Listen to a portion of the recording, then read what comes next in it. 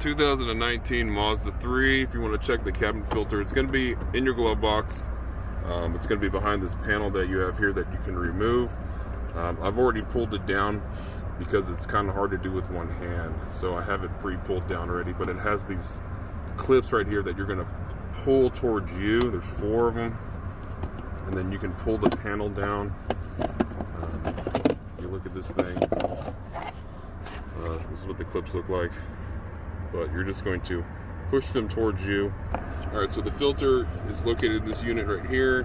To get it out, you're just going to squeeze these clips right here, top and the bottom, and then you can pull the whole unit out like this.